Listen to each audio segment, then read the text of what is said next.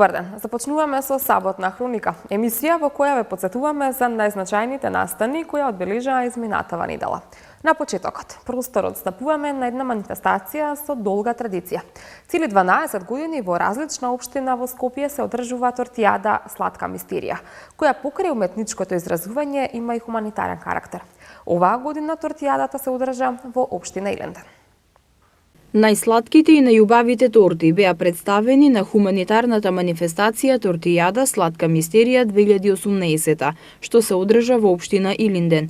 Манифестацијата е во организација на општина Илинден и хуманитарната организација Ангелчиња ХОА, а се одржа во Домот на култура Илинден. Оваа 12-та поред манифестација, која секоја година се одржува во една од општините од Скопскиот регион, е досега најуспешна по висината на собраните средства кои се наменети за лицата со посебни потреби, членови на Сдруженијето Илинден. Пред присутните се обрати градоначалникот на општина Илинден Жика Стојановски, кој изрази голема благодарност до сите учесници во оваа хуманитарна манифестација, до граѓаните и професионалците кои учествуваа во изработката на над 40 торти. Градоначалникот Стојановски организацијата на манифестацијата за следната година им ја предаде на представниците на општина Чаир. Јас би сакал да се заблагодарам на сите учесници, бидејќи ова е 12-ти пат каде што општина Илинден е домаќин во делот на скопските општини, односно општините од Скопскиот регион, и денес учествуваат и поголем дел од општините во оваа хуманитарна манифестација. Значи, целта е да придонесеме пред се и во дружењето помеѓу општините, помеѓу администрацијата на општините од Скопскиот плански регион, меѓутоа со донирање на торти и со учество на бизнис секторот и граѓани кои што ќе ги откупат тортите, со средствата што ќе бидат донирани, да дадеме поддршка на лицата кои што имаат посебни потреби од нашето здружение од општина Илинден. На манифестацијата, која што беше организирана во два дела, ревијален и официјален дел, учествуваа сладкарници и ресторани кои професионално изработуваат торти, но и граѓани во категоријата аматери. Изложени се некаде околу 40 на торти од повеќе општини учесници. Ми е драго што оваа година се вклучија и средните и основните училишта во изработка на торти, што покажаа дека успеваат да стојат рамо до рамо со сите оние кои што тоа го работат долги години наназад. Многу ми е драго што сите торти кои што се денеска тука, се гледаат само денес и тука. Тоа се несекојдневни креации кои што не можете да ги најдете ниту во една сладкарница. Тоа се сите само оние торти кои што зарачат многу љубов и многу позитива. Ревијалниот дел на кој беа изложени сите торти за кои можеа да гласаат присутните беше исполнет со богата културно-уметничка програма. Во официјалниот дел беа представени сите учесници како и членовите на стручната жири комисија. Дел од жири комисијата беше и меѓународниот судија Љупчо Гиевски од Македонија и меѓународната судијка Даниела Пантик Влаховиќ од Србија. Апсолутно дека задачата денеска што имавме беше тешка. Имаше 18 професионални торти, 16 аматери. Меѓу сите овие торти кои ќе се стават на една иста маса, тешко доаѓа да избереш која е професионална, која е аматерска, освен што се означени. И со тоа малку имавме нека олеснотија, иначе да се одреди најдобрата торта, стварно имавме тешка задача и се, али сепак успеавме и мислам дека најреално ги оценивме тортиве денеска. Она што е интересно е што сите торти се преубави. Се гледа дека се направени од срце и со љубов. И она што е најважно, ја исполнија задачата, а тоа е дека со гордост стојат на оваа маса без разлика дали е професионална или аматерска. Во категоријата аматери првото место го освои Виолета Прцуловска, второто Катерина Блажевиќ, а третото Сузана Ѓоргиевска. Додека во категоријата професионалци за најдобра беше прогласена тортата на Основното училиште Браќа Милодиновци, второто место го освои Основното училиште Гоце Делчев, а третото сладкарницата Делиција. По сладкото уживање, време е за постење. Во понеделникот започнаа великденските пости кои ќе траат до 8 април Великден, кога се зема светата причест. За достојно да се причестите, потребно е да пустите без масло од понеделник до петок. За време на великденскиот пост дозволено е риба да се јаде само за цвитници и благовец. Но оваа година благовец е во строг пост, бидејќи се паѓа еден ден пред Великден. Па така, оваа година дури ни за благовец не смеете да јадете риба. Денеска започнуваат великденските пости. Денот по прочка е чист понеделник, кога почнува големиот великденски пост. Великденскиот пост опфаќа 7 недели, односно 7 седмици. Трае 48 дена, од прочка до Великден. Великденскиот пост е најдолгата и најстрогата форма на постење, а постот значи воздржување телесно и духовно, воздржување од мрсна храна и од гревовност. Постот е потреба и за телесното и за духовното здравје. И најважно, постот не е само воздржување и одрекување од храна, туку е важен и духовниот пост, одрекнувањето и воздржувањето од секое зло и грев. Во тие дни треба да се испитаме себе си, да се воздржиме од лошите мисли, зборови и дела, да се покаеме и да се исповедаме, да се измириме и да се очистиме, духовно да се зајакнеме и да се збогатиме, да направиме добри дела и да покажеме љубов кон Бога и кон луѓето, вели отец Стефчо Беќарски, парохиски свештеник во соборниот храм Свети Климент Охридски, и додава дека за време на постот треба да бидеме посветени во сите постапки. Верниците наши кога постат, покрај тоа што не треба да употребуваат мрсна храна, тие треба да бидат поактивни во духовниот живот. Во која смисла? Да ги постуваат повеќе богослуженијата, да читаат дома повеќе од Библијата и друга духовна литература и во целост да бидат посветени на сите нивни постапки, да не се караат со ближните, да внимаваат, да не речам, на секој збор што ќе го искажат, да се види дека навистина тие се во еден посебен период богоугоден кој што го живеат. Инаку, секој оној кој што пости треба да знае дека не пости за Бога, туку пости всушност за себе си. Значи, постот не ни е целта во животот, туку постот ни е едно средство за да ја постигнеме целта. Односно, како што и молитвата е едно средство, и за тоа се нарекува дека всушност постот и молитвата се двете крилја кои што ја вознесуваат душата кон Бога. Според свештениците, правилниот пост е од понеделник до петок да се готви без масло, а сабота и недела со масло, додека пак рибата е дозволено да се јаде 2 пати во текот на постот, за цветници и за благовец. А со оглед на тоа што оваа година благовец се паѓа ден пред Великден, на овој ден не треба да се јаде риба. Но свештениците препорачуваат овој пост да се практикува првата и последната недела, а во останатите недели постот без масло да се практикува во понеделник, среда и петок. Доколку некои верници несвесно се умрсат за време на постот, отец Стефчо вели дека тие треба да продолжат со постот, а не да го прекинуваат. Доколку се случи, посебно во денешно време кога живееме динамично, каснат нешто што е мрсно, како ние што велиме, дека со тоа не го нарушиле постот, туку дека треба да продолжат да постат, бидејќи имамо искуство доста случаи, вели оче јас постев, но тогаш и тогаш така погрешив несвесно и го прекинав постот. Значи, секој оној кој што несвесно ќе го прекине постот, треба понатаму да продолжи да пости, а не да се откаже. Во великденскиот пост постојат и така наречени тримери, односно првите 3 дена не се јаде ништо и не се пие вода. Отец Стефчо вели дека секоја година во секој храм има барем по 10 верници кои ги почитуваат тримерите.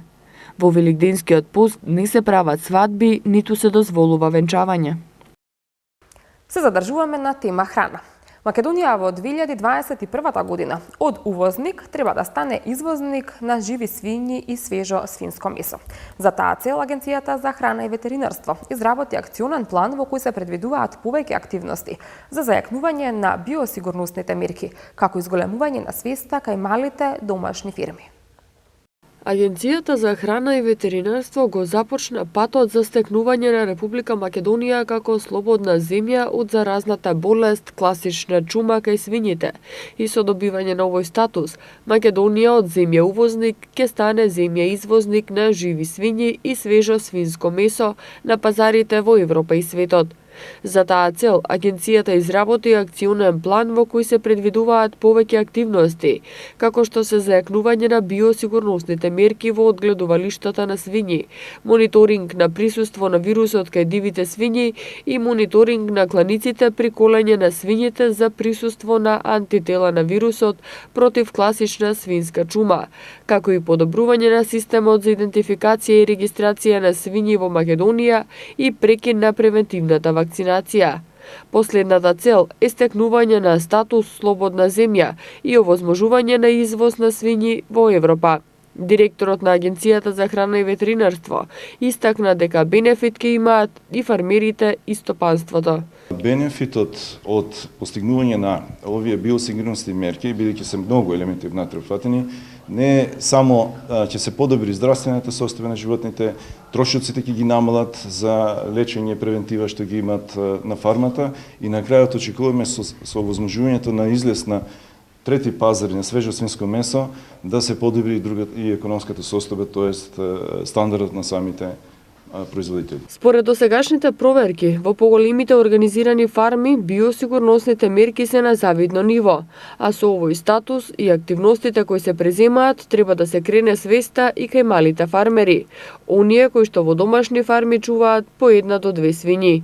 Според Данчо Донев од Агрија, малите фарми се поголема опасност од организираните фарми, но со вакви работилници и укажувања треба да се подобри ситуацијата. Во Македонија мислам дека свежо свинско месо во голема мера ги задоволуваме количините за свежо свинско месо и мислам дека добро ќе ни дојде тоа извозот за некоја година, бидејќи пазарот во Македонија е мал. И сега тоа се, доколку има некој увоз, веднаш настануваат некакви пореметување на пазарот, така да укинувањето на вакцинацијата и дозволата за извоз во Европска унија би ни помогнала на фармерите многу. Преку проект финансиран од Европската унија, на неколку локации ќе се градат мали системи за наводнување со големина од околу 300 хектари. Министерот за земјоделство Љупчо Николовски информираше дека со овие системи ќе се зголеми конкурентноста на земјоделството и ќе се ублажат негативните ефекти од климатските промени. Со Националната програма за земјоделство и рурален развој се планира зголемување на потенцијалот за наводнување на 250.000 хектари во наредните 15 до 20 години. На 6 до 8 локации со големина од околу 300 хектари ќе се градат мали системи за наводнување преку проектот финансиран од Европската унија. Со овие системи кои ќе бидат со ниски трошоци се очекува да се зголеми конкурентноста на земјоделството, да се одржат приходите во овој сектор и да се ублажат негативните ефекти од климатските промени. Министерот за земјоделство Љупчо Николовски посочи дека состојбата со системите за наводнување не е задоволителна, така што на некои региони потребна е итна рехабилитација.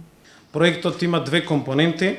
Со едната ќе му се помогне на Министерството да обезбеди одржливост на идните инвестиции преку процесот на идентификација и развој на технички проекти за мали системи за наводнување, а со другата проектна компонента ќе се поддржат тековните реформи во управувањето со водите и вклученоста на корисниците на вода во управувањето со системите за наводнување преку активности за градење капацитети.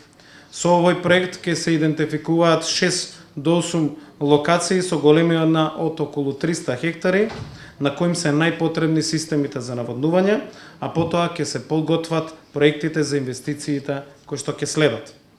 Од Европската унија посочуваат дека според Светска банка земјоделството е еден од секторите кои се чувствителни на климатските промени и оти мора да се направи усогласување на земјоделските политики со овие промени за да се заштитат од ризици земјоделството и сточарството. Во рамки на проектот планирано е да се изработи проектна документација за системите за наводнување, за што се обезбедени средства во висина од 1,7 милиони евра, а изградбата ќе се реализира со веќе обезбедени средства од програмата ИПА 2015. Со Националната програма за земјоделство и рурален развој се планира зголемување на потенцијалот за наводнување на 250.000 хектари во наредните 15 до 20 години. Тоа ќе се реализира преку рехабилитација на постоечките и изградба на нови системи за наводнување. Во саботната хроника издвојуваме минути и за најмладите. Именно со цел да се заштитат најмладите корисници на интернет од евентуални злоупотреби. Во 10 скопски училишта ќе бидат спроведени обуки за четвртоделенци на тема интернетот не е само за игра. Кликај безбедно. Околу 700 четвртоделенци од 10 основни училишта од Скопје ќе бидат вклучени во едукативна програма за деца. Интернетот не е само игра. Кликај безбедно, која треба да ги насочи како безбедно да го користат интернетот. Програмата која ќе трае до крајот на учебната година ќе ја спроведува компанијата VIP. Програмата беше промовирана денеска во основното училиште Гоце Делчев во Центар, каде што извршниот директор на VIP Мислав Галер истакна дека децата денес се изложени на сосема ново опкружување и целта на проектот е во дигиталното време да им се доближи една многу важна тема – безбедноста на интернет. Едукативната програма е приспособена за нивната возраст, а предавачи ќе бидат вработени во VIP. Заштитата на децата особено ќе се фокусира на избегнување маркетиншки содржини кои ним им изгледаат многу интересно. Дефинитивно нису. Пред се ќе се фокусираме на деловите каде што децата остават своји лични податоци на интернет и со нашето делување да превенираме тоа да го прават на несоодветни места, а исто така знаеме дека децата се изложени на најразлични содржини кои што ги добиваат од интернетот и ќе се обидеме и тоа да го ограничиме на само соодветни содржини. Децата се изложени на секакви содржини, особено маркетиншки, кои можеби ќе ги натераат да кликнат, а ние ќе се обидеме да ги едуцираме тоа воопшто да не им се појавува, затоа што децата треба да имаат безбеден пристап на интернет. Министерката за образование и наука Рената Дискоска рече дека планот за спроведување на оваа програма го подготвува самата компанија и по согледувањето од незините резултати, доколку има интерес кај нив, програмата може да продолжи и во други училишта. По согледувањето на резултатите од оваа едукација, доколку има интерес кај нив може да се продолжи во други училишта, доколку нема интерес, тогаш Министерството за образование ќе преоцени дали треба да прошири едукацијата во другите училишта. И ВИП најавија дека размислуваат и за проширување на проектот, но секако доколку нема интерес, согледаме позитивни резултати, тогаш Министерството може да се превземе таа обврска. Вчера и денеска во спортскиот центар Борис Трајковски се одржува надпревар во уметничко лизгање, во кој учество зема голем број на млади и талентирани уметници од Македонија и регионот. 23 и 24 февруари се датуми резервирани за спектакуларниот национален и меѓународен надпревар во уметничко лизгање, кој ќе се одржи на лизгалиштето во состав на спортскиот центар Борис Трајковски. На надпреварот кој оваа година ќе се одржува повтор пат, ќе учествуваат 60 надпреварувачи од Македонија, Србија, Грција, Бугарија и Хрватска. На првиот ден на надпреварот, в петок, своите вештини на мразот ќе ги покажат интерпретативните категории, а в сабота ќе следат надпреварувачките категории. Председателката на Лизгачката федерација на Македонија, Цветанка Макаровски, вели дека ова е извонреден момент над преварувачите да ги покажат своите вештини, кои ги усовршуваат со помош на реномирани тренери од Русија и Белорусија. За восхит, според Макаровски, е фактот што се повеќе млади од Македонија, а пред се од главниот град, се заинтересирани за овој уникатен спорт и го практикуваат, дел од нив рекреативно, но и голем дел од нив професионално. Сериозноста на сите што го тренираат овој спорт и што излегуваат на мраз е на високо ниво, вклучувајќи ги тренерите, кои што го одржуваат најпрофесионално тренингот. Старосната граница, рековме, е многу мала, меѓутоа тренираат 2 пати на ден пред училиште. Во 5:20 наутро се веќе станати, во 6:15 почнуваат со тренинг. Тренингот им завршува некаде околу 7 часот и 30 минути, одат на училиште, потоа имаат уште еден тренинг. Вложуваат напор, даваат се од себе и затоа имаат резултати рамо до рамо со зимите што се од регионот. Меѓутоа е жално што немаме повеќе месеци на мраз, што немаме затворено лизгалиште во Македонија и морам да кажам дека ако сакаме навистина професионално да се занимаваме со овој спорт, мораме да ги овозможиме условите за спортот.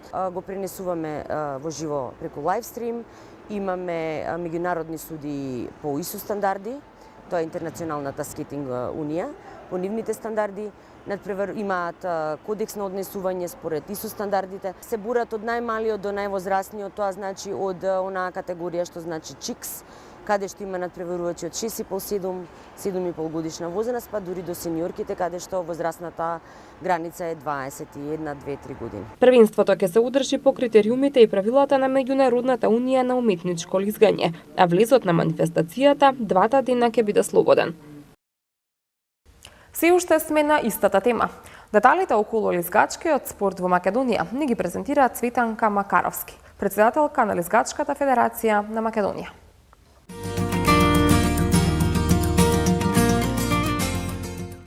Федерацијата на лизгачки спортови на Македонија во соработка со спортскиот центар Борис Трајковски го организираат вториот национален и меѓународен лизгачки надпревар по уметничко лизгање. Токму тоа е поводот што денеска се наоѓаме токму на лизгалиштето во состав на спортскиот центар Борис Трајковски и разговараме со председателката на Федерацијата на лизгачки спортови Цветанка Макаровски. Добар ден и добро ви дојдовте во нашата емисија, а и ние добро ви дојдовме на ваш терен на лизгалиштето. Така е, добар ден, добре ни дојдовте на овој прекрасен ден кога имаме можност да ги гледаме нашите надпреварувачи кои што цела година, односно 4 месеци, колку што имаат можност да лизгаат, да се подготвуваат за еден прекрасен настап на домашен терен. Така, токму за разговорот ќе разговараме во текот на целото интервју, меѓутоа како еден вовед за нашите гледачи, за оние кои што се помалку запознати со она што вие го работите, може ли да ни кажете колку време функционирате, како функционирате, што се случува во вашата федерација, колку членови имате? Всушност, овие надпреварувачи кои што имаме можност во овие 2 дена да ги гледаме како се надпреваруваат, зборувам за надпреварувачите од Македонија, повеќе од 7 години настапуваат на меѓународни надпревари, најчесто во регионот, тоа се Србија, Бугарија, Унгарија, Италија, Загреб, Словенија, на меѓународни надпревари. А од пред 2 години е формирана Федерацијата за лизгачки спортови и со тоа е вклучена во сите меѓународни организации. Од оваа година станавме членка на Интернационалната лизгачка федерација, членки сме на Македонскиот олимписки комитет.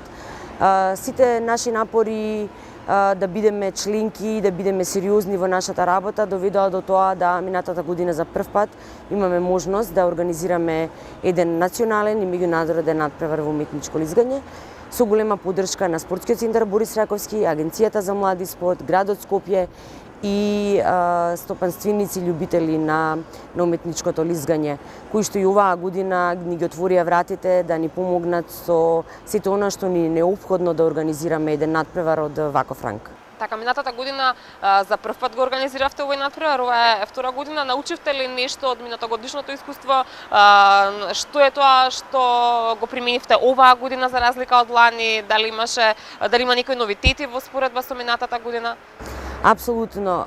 Од моментот кога минатата година се одлучи да се организира еден ваков надпревар, сето она што го организиравме беше и е на врвно светско ниво. Значи, без оглед на тоа што се работи за национален и меѓународен надпревар на кој што имаме денеска и вчера надпреварувачи од земјите од регионот, тоа се Србија, Бугарија и секако Македонија. Ние го организираме како да се работи за европски, односно светски надпревар, од светски ранг. Зошто? Го пренесуваме во живо преку лайвстрим, имаме меѓународни судии по ИСУ стандарди, тоа е Интернационалната скейтинг унија, по нивните стандарди, имаат кодекс на однесување според ИСУ стандардите. Значи, сето она што се случува и што имате можност да го видите во делот на организација. Значи, професионално поставени трибини, импровизирани во моментов, бидејќи лизгалиштето е отворено, па се од надворешната страна. Меѓутоа, во ниту еден дел од организацијата не отстапуваме во она што значи организиран надпревар по овие стандарди. Така, која возрастна граница е најзастапена меѓу надпреварувачите? Надпреварувачите нема најчесто застапена, се бурат од најмалиот до највозрастниот, тоа значи од онаа категорија што значи чикс, каде што има надпреварувачи од 6,5, 7,5 годишна возраст, па дури до сениорките, каде што возрастната граница е 21, 2-3 години. А која ја препорачувате вие како идеална возраст, кога е најдобро да се започне со уметничко лизгање? За жал, овој спорт бара многу откажувања, многу тренинзи, многу напорно работење и идеалната граница за започнување со овој спорт е на 5,5 годишна возраст. Оно што би сакала еве вака да ги запознаеме нашите гледачи, да ја запознаеме јавноста колку напор, колку жртва бара овој спорт, овие тренинзи и каква е онаа сатисфакција која што потоа ја добиваат надпреварувачите. Дали е доволно застапен спортот како спорт во Македонија, дали буди голем интерес кај македонските граѓани, дали има желба за лизгање?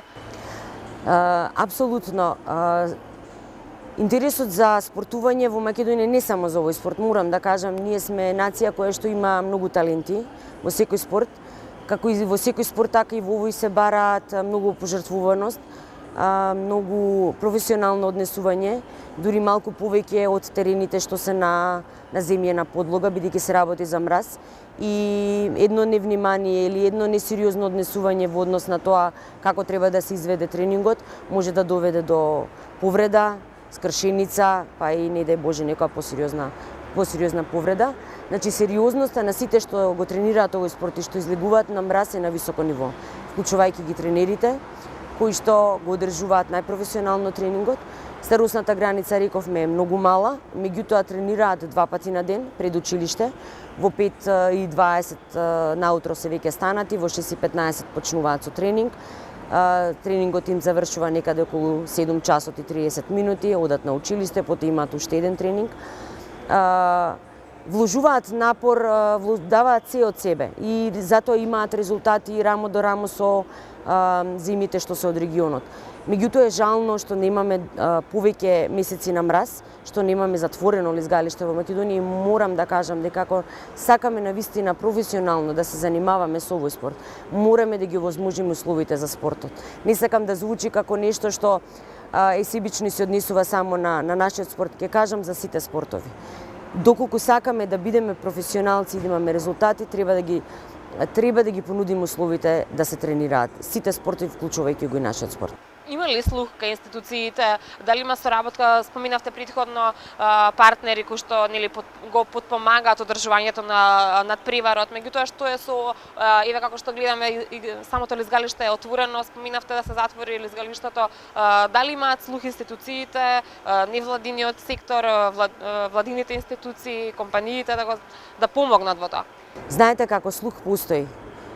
Ние сме сериозно посветени и нашата најголема желба е да ова лизгалиште или некое лизгалиште на друга локација сеедно да се оформи како затворено лизгалиште од 2 причини. Првата причина е што освен Косово, Македонија втората земја на Балканот која што нема затворено лизгалиште. Дека постојат талентирани деца и деца кои што сакаат да се занимаваат со овој спорт е показател што сите наши тренери кои што дојде од Русија, од Белорусија, дали како визитинг тренери, дали како постоечки тренери ни укажаа на тоа. Со 4 месеци мраз, со неполни 4 месеци мраз, вие не можете да остварите резултати. За жал, стопанствениците, сите останати, да речеме, чинители во овој спорт, очекуваат резултати. Нашите резултати се видливи после напорни 10 години тренирање, а тој е период кога треба да им се даде можност на тие млади луѓе да го достигнат моментот кога можат да настапуваат на светски, олимписки, европски првенства. Ние сме убедени дека сме талентирана нација во главном, имаме врвни професионалци кои што можат да не водат кон целиот процес на едукација, тоа што значи тренинг, тренери, надпреварувачи и така натаму, само ни недостасува затворено лизгалиште. Така, се надевам дека во блиска иднина ќе им го возможите и тоа Искрено ние се надеваме. на сите кои што се занимаваат со овој спорт. Оно што е исто важно е тоа што скијачката федерација, лизгачката федерација на Македонија покрај надпреварот кој што се организира тука во Скопје, учествува и на други надпревари, за што станува збор, вие ќе ни кажете. Да, секако веќе во интервјуто подоле напоменав дека нашите надпреварувачи пред да имаат можност минатата година да настапат на првиот национален и меѓународен надпревар во Република Македонија, беа носители на повеќе златни, сребрени и бронзени медали на надпревари кои што се одвиваат во нашето опкружување. Тоа се Европскиот куп Скиткелина во Белград, тоа е Европскиот куп трофеј Софија трофеј во Софија и двата меѓународни надпревари кои што се одржуваат во Нови Сад на леду и Трофеј Београда. Имаше и во Будимпешта исто ИСУ Европски куп на кој што учествува. Значи тие секако веќе беа носители на признанија, медали кои што ги освојуваа на овие првенства, меѓутоа не беа исполнети условите да ние како федерација добиеме можност да организираме. Пошто сепак се работи за многу строги правила во кои што, значи правила на однесување не само на учесниците, на тренерите, на надпреварувачите, па дури на публиката. Ние имавме една многу интересна ситуација, ако ми дозволите. На еден од надпреварите, не сакајќи еден од родителите, си го снимаше собственото дете со блиц. Ја правеше снимката со блиц, се прекина надпреварот, излезе главниот судија и дојде и побара да биде избришена снимката. Дури сакаше да не отстрани од надпреварот. Ние останавме збунети бидејќи секако нема да го направиме тоа за собственото дете. Тоа е од некаква предострожност да не се посметаат лизгачите бидејќи се работи за скокови, се работи за концентрација. се работи за тенер на мраз. Секој најмала деконцентрација може да доведе до пат, не иде Божја повреда или трајно да не може да се занимава со овој спорт. Така да правилата се од една страна интересни, а од друга страна многу бараат внимание и посветеност на тоа што се работи, како се организира и поддршка од сите чинители на самиот надпревар. Да се вратиме повторно на надпреварот, на она што се случуваше вчера, на она што се случува денеска. Може ли да ни кажете, вчера ние успеавме да го снимеме почетниот прв ден на надпреварот и вие по кратки црти да не доближите до тоа што го пропуштивме? На првиот ден од отварањето вчера, освен оној официјален дел што се однесуваше на ждребање, значи да се извлечат стартните броеви на надпреварувачите кои што ќе настапуваат денеска, имавме една убава прилика да го отвориме со една песна во живо на Мијата со децата од школото за лизгање, кои што беа облечени во боите на македонското знаме, а песната која што ни ја изведе беше "Верувам во себе", што е носи порака дека сите овие деца веруваат во себе и веруваат дека ништо не може да застане на нивниот пат кон успехот, што е навистина така. Потоа започна интерпретативниот дел, имаа можност љубителите на овој спорт и вчера да се запознаат со делот над преварувачите во интерпретативните категории, а денеска веќе официјално ево тек и се надпреваруваат надпреварувачките категории, почнувајќи од чикс најмалите, тоа се пиленца и самото име, тоа се оние најмалите категории, па потоа се капс, во моментот се адванс новис, јуниорите и на крај сениорите. Така, навистина е едно убаво доживување, едно убаво искуство и за самите надпреварувачи, меѓутоа еве и за нас кои што имаме можност да бидеме тука присутни, да им се воодушевуваме на нивната убавина, на нивната умешност и способност да го прават тоа. Секако дека некаде пред крајот на разговорот, пред да ви се заблагодарам, ќе ви отстапам простор и вам да ни кажете кои се идни планови на федерацијата. Идните планови на федерацијата е заедно со спортскиот центар Борис Трајковски, со поддршка на Агенцијата за млади спорт, Македонскиот олимписки комитет и секако владата на Република Македонија да најдеме заедничко решение за затворено лизгалиште. Тоа е план број 1 и таа е насока кон која што ние мораме да се движиме, за да после 2 години кога ќе се видиме на тоа затворено лизгалиште, веќе имаме и надпреварувачи од повисок ранг. Така, освен професионалците, еве за крај, има ли посетители рекреативци кои што сакаат да дојдат да лизгаат? Апсолутно, лизгалиштето е полно во текот на целата зимска сезона, во текот на сите месеци кога работи, дури има со автобус доаѓаат од околните градови, во организација најверојатно од страна на наставниците по физичко воспитување. Прекрасно е кога ќе се види колку млад свет сака да се рекреира, сака да се занимава со спорт. Јас дури од кога ќе исполниме првата фаза да имаме затворено лизгалиште во Скопје, ќе има затворени лизгалиште и во другите градови, во тоа сум сигурна. Така, јас тука никаде ќе ви заблагодарам за разговорот, ќе ви посакам успех како на денешниот надпревар, така и во понатамушниот тек на вашите активности. Се надевам дека со следни новитети, со нови успеси ќе им бидат повод за повторно да се сретнеме. Ви благодарам. Тоа беше разговорот со Цветанка Макаровски, која што е претседател на Лизгачката федерација на Македонија.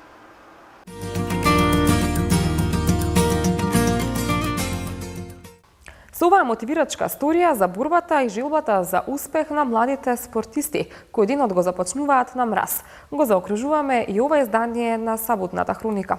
Ви посакувам убав викенд и пријатни моменти поминати со најблиските. Секако не заборавајте да гледате МТМ Прва Скопска телевизија. Довидување.